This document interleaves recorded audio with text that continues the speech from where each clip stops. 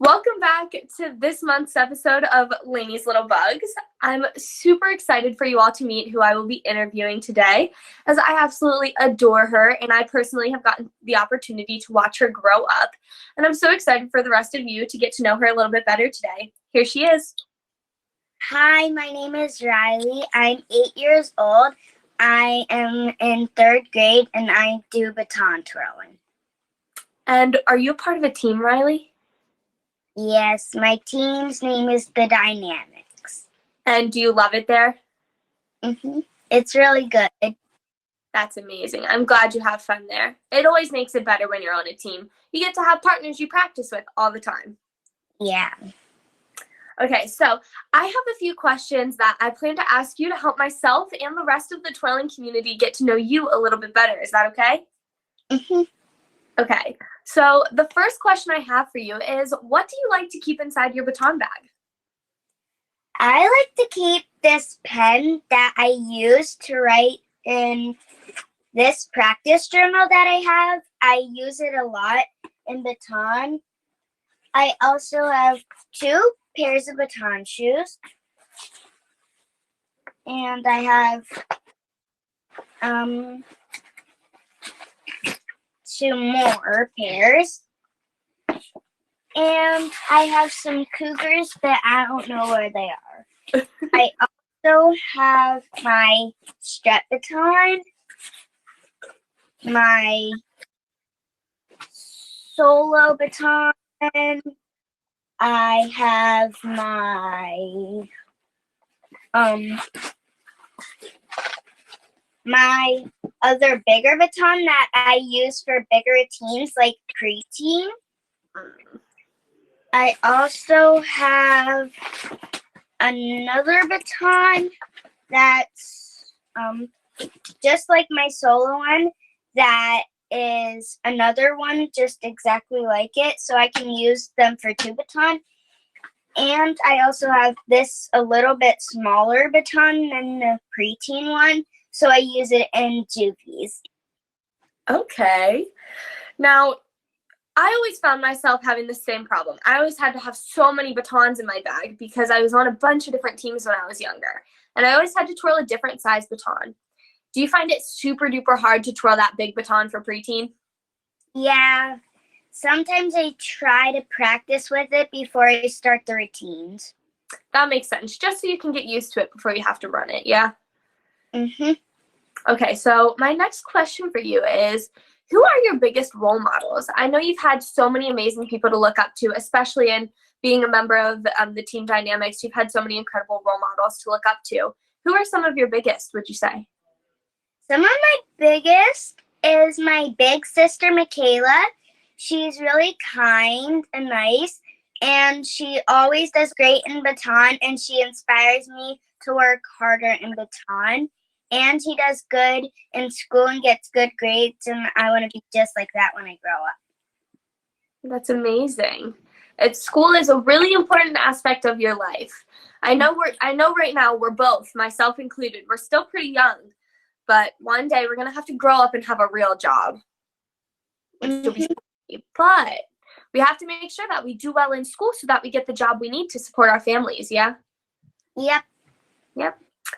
Okay, so this one's a really tough one, especially for myself. But if you had to pick a favorite trick, what would you say your favorite trick is?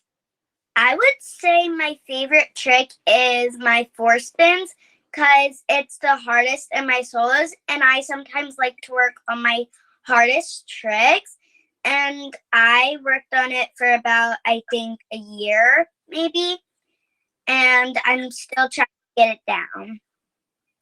Yeah, the spins are something that are pretty hard to master, especially when you go from a 3-spin to a 4-spin. Adding that 4th spin in there is a lot harder than you'd think, but it's a really impressive skill once you get it. And once you get older, you won't have to go much more than a 5-spin. I mean, you can throw a 6-spin in there if you want, but not everybody does them, and they're not necessarily needed to do well. So you won't have to push much further in the future. You only have to add 1 more spin. Yeah. Now, what's your favorite catch on your spins? Just like a plain right catch, or do you like to do like a blind catch, or? My favorite is backhands because they're sometimes the hardest in my solos, and I like to practice my hardest tricks mostly. Right. Do you ever do backhand catch in the illusion? Yeah, I do two spin backhand illusion, but it's in my side to side section. Mm. That one's a tough one because you can't catch before the illusion. You have to catch it in the illusion, which is a tough one. Yeah, I've been working on it for a while. Yeah, that one takes a while to master.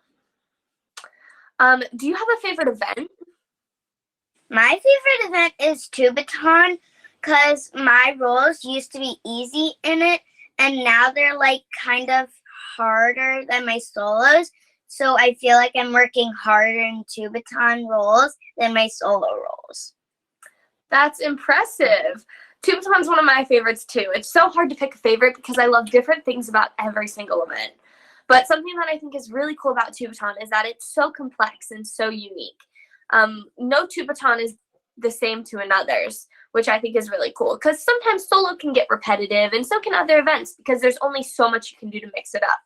But with two batons, you can do some crazy stuff. Yeah. Yeah.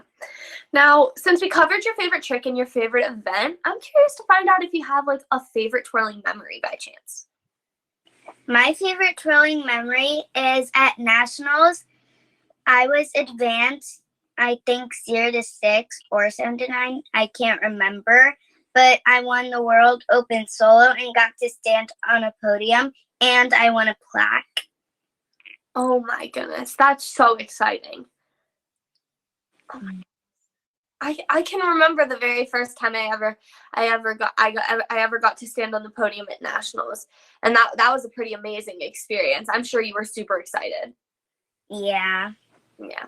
I remember the first time it happened, I ran off like after they were finished and everything, and I jumped off the podium. I ran up to my mom and gave her such a big hug. Now, just out of curiosity, I know a lot of twirlers do a lot of things outside of twirling. Do you have any extracurricular activities that you participate in?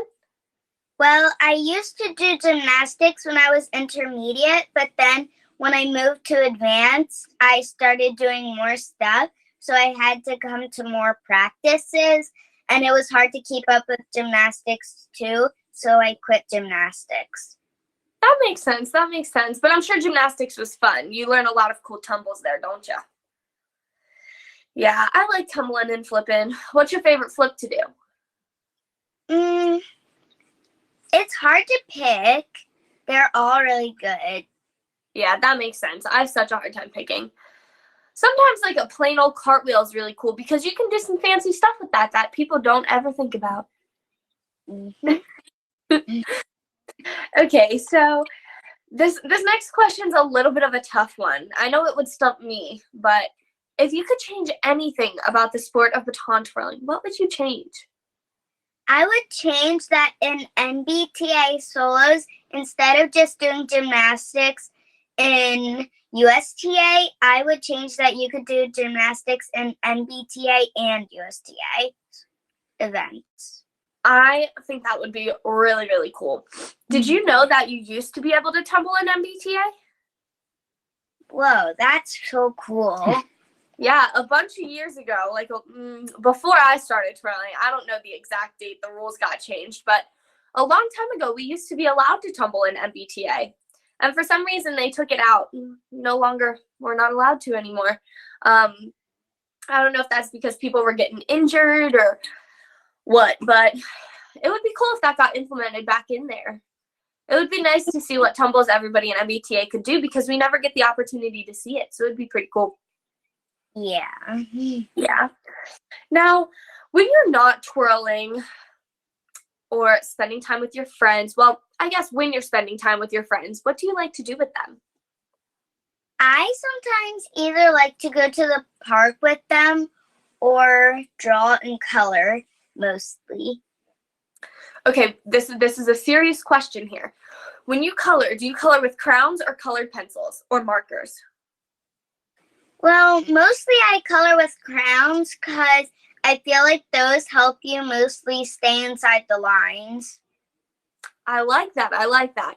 I personally am a colored pencil fan, but I like crowns too.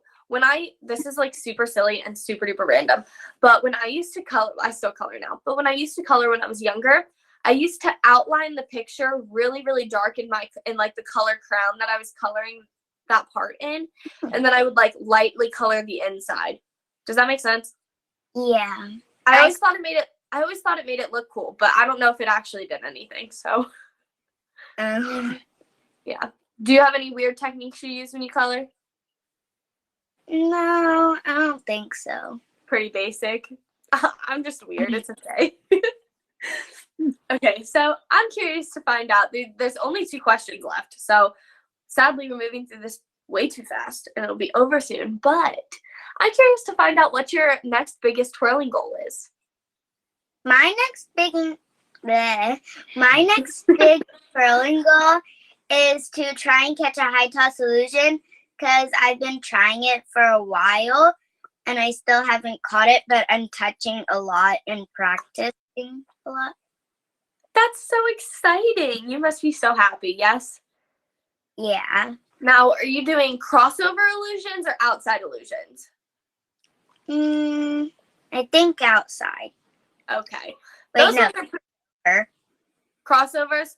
Both are pretty tough, but I mean, especially when you're first learning them.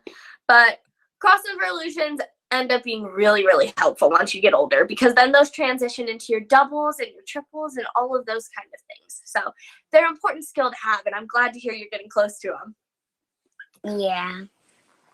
Okay, now this is the last question, but I'm curious to find out what you want to be when you grow up. When I grow up, I want to be a veterinarian because I like to work with pets a lot, and they're really cute. And I want to be a veterinarian for all pets, not just like zoo animals or pet animals. Okay, so that was going to be my next question. Do you want to work with like big horses and zebras and zoo animals, or would you rather work on like dogs and cats and smaller like household animals? You just want to work with them all? It's hard to decide. I think I want to work with them all. That would be pretty cool. I know that if you were to be a vet for like a zoo, that would be, I think, well, I don't know, but I think that would be really, really cool, because then you would get to interact with so many different types of animals. I feel like when you're a vet for like household pets and like smaller animals, there's only so many like pets you can help, you know? But there's so many animals that are housed in a zoo that you could help. I think that would be really cool. But who knows? You can make that decision later down the road. Okay, so now that we covered all the 10 questions that I had for you, I'm curious to find out if you have any questions for me.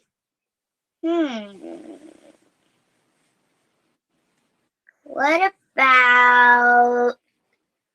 do you do around your house besides baton twirling?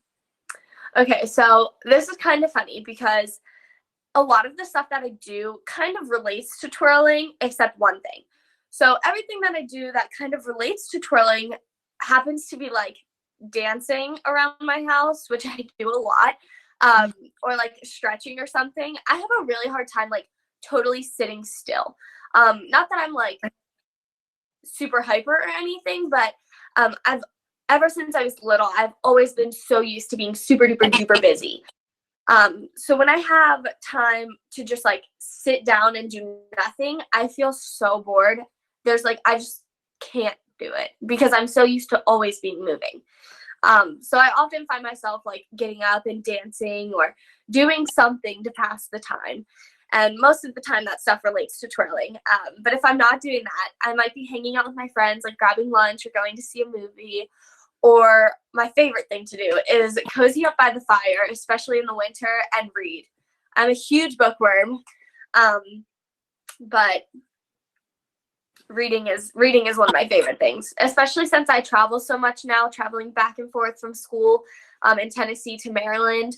I get the opportunity to read a lot on the airplane, which is really, really nice because, you know, sometimes with school, you don't have enough time to read because homework and everything like that. So it's nice to have that time on the airplane during travel to read. Any last questions? Not that I can think of right now. Okay, well, if you happen to think of any in the future, I'm always here, okay? Okay. Okay.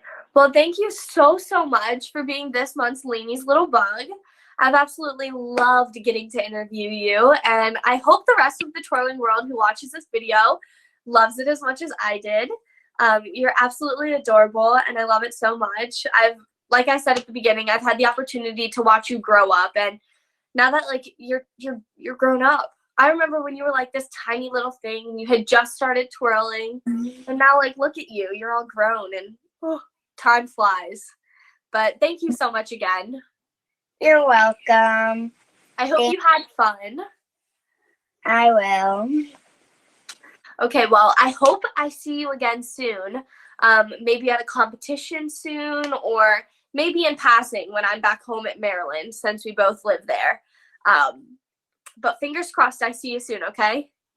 Okay. All right, bye. Bye. Thanks so much for watching this month's episode of Laney's Little Bugs.